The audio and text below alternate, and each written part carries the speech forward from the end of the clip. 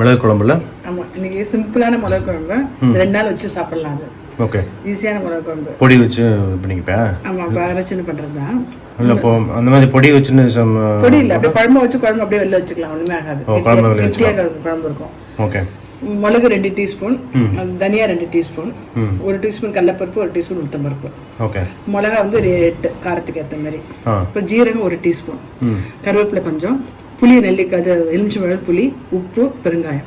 Okay. எல்லாமே தனித்தனியா எண்ணெய் விட்டு வறுத்துருக்கேன். மிளகு தனியா வறுத்துருக்கேன், தனியா வறுத்துருக்கேன், கடலைப்பருப்பு தனியா வறுத்துருக்கேன்னு சொல்லிட்டு. ஆமா, எல்லாத்தையும் ஒன்னா போட்டு அரைச்சிட்டு கடுகு போட்டு உள்ள கொதிக்க வைக்க வேண்டியதான். சிம்பிளான ஒரு 2 மினிட்ஸ்ல பண்ணிடலாம். 2-3 டேஸ் வச்சுக்கலாம். Very good. மிளகு ரசம் போட்டிருக்கோம்ல? மிளகு ரசம் போட்டிருக்கோம். மிளகு ரசம் தான் திருப்பி வைன்னு சொன்னா வைக்காம. ஓகே. அப்படியே அரைச்சின்றேன் எல்லாத்தையும். ஓகே. அரைச்சின்றேன் நைஸா. அவ்வளோதான், 2 மினிட்ஸா. இப்போ அடுப்பில் வந்து நல்லெண்ணெய் வச்சுருக்கேன். நல்லெண்ணெயில் கொஞ்சோண்டு கடுகு தாளிச்சிட்டு கடுகு உளுத்தம்பருப்பு தாளிக்கணும். கடுகு உளுத்தம்பருப்பு. ஆக்சுவலாக மிளகு வந்து கடலைப்பருப்புலாம் போட மாட்டேன்.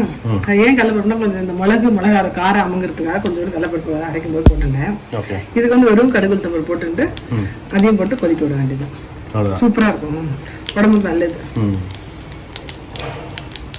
தொட்டுக்கிறதுக்கு வந்து கீரை பண்ணியிருக்கேன். வந்து காலிஃப்ளவர் போட்டு போடும்ல கலர் ஜூஸ்.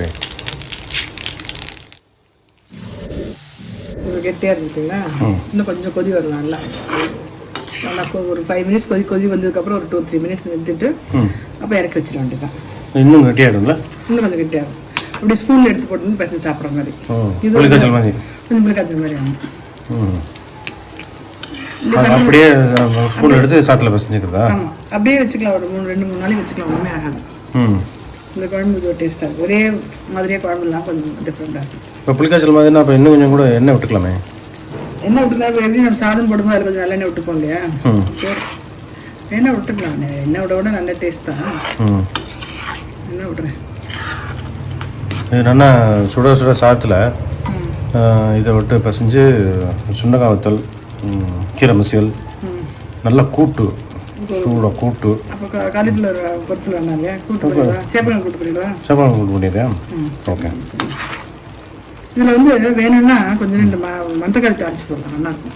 அப்படியா? அது ஆயிடுச்சு.